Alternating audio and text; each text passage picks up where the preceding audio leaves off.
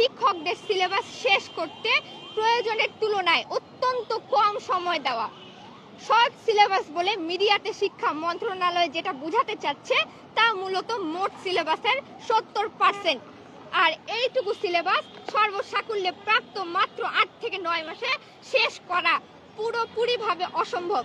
এটা বাংলাদেশের প্রতিটি শিক্ষা প্রতিষ্ঠানের উচ্চ মাধ্যমিক পর্যায়ের বিভাগের যে কোনো শিক্ষক এক কথায় স্বীকার করতে বাধ্য থাকবেন, এটি আমাদের সাথে অন্যায় হয়েছে। 3 থেকে 5 মাসের মধ্যে দেশের অধিকাংশ কলেজে নির্বাচনী পরীক্ষার শিক্ষার্থীদের বসানো হয়।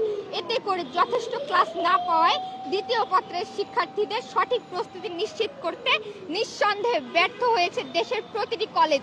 কাজেই শিক্ষার্থীদের পরীক্ষার জন্য যথাযথ প্রস্তুত না করে তাদের জোরপূর্বক পরীক্ষায় বসানো নিতান্তই হাস্যকর অপপ্রয়াস। যুক্তি নাম্বার 5, শিক্ষার্থীদের সময় অপচয়।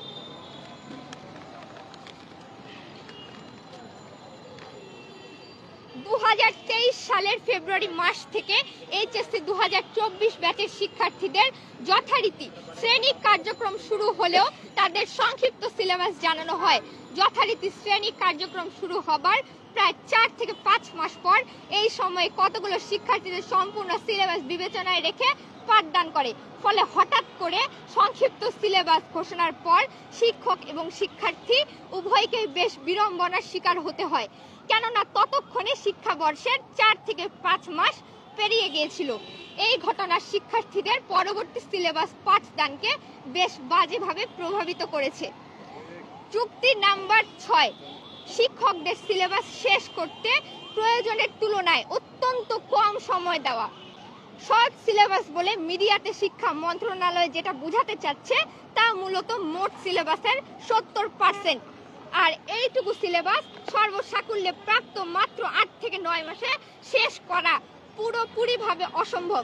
এটা বাংলাদেশের প্রতিটি শিক্ষা প্রতিষ্ঠানের উচ্চ মাধ্যমিক পর্যায়ের বিভাগের যে কোনো শিক্ষক এক কথায় স্বীকার করতে বাধ্য থাকবেন, এটি আমাদের সাথে অন্যায় হয়েছে। যুক্তি নাম্বার 7, অপ্রত্যাশিত প্রাকৃতিক বিপত্তি। গত বছর ফেব্রুয়ারিতে ক্লাস শুরু হলেও তার কিছুদিনের মধ্যে টিউটোরিয়াল পরীক্ষা, এরপরে প্রি টেস্ট পরীক্ষা এবং তারপরে ফার্স্ট ইয়ার ফাইনাল পরীক্ষায় নেওয়া হয়েছে। কলেজে ক্লাস শুরুর প্রথম 4 মাসের মধ্যে 3 বার পরীক্ষার নোটিশ দেওয়া এবং পরীক্ষা নেওয়া হয়েছে। এরপর ডেঙ্গু সারা দেশে ভয়াবহ আকার ধারণ করলে এবং বেশিরভাগ শিক্ষার্থীরা ডেঙ্গুতে আক্রান্ত হয়ে পরীক্ষা দিতে ব্যর্থ হলে কলেজ কর্তৃপক্ষ পুনরায় পরীক্ষার আয়োজন করে। পরীক্ষা চলাকালীন সময়ে একই সাথে দ্বিতীয় বর্ষের প্রি টেস্ট এবং টেস্ট পরীক্ষার নোটিশ দেওয়া হয়।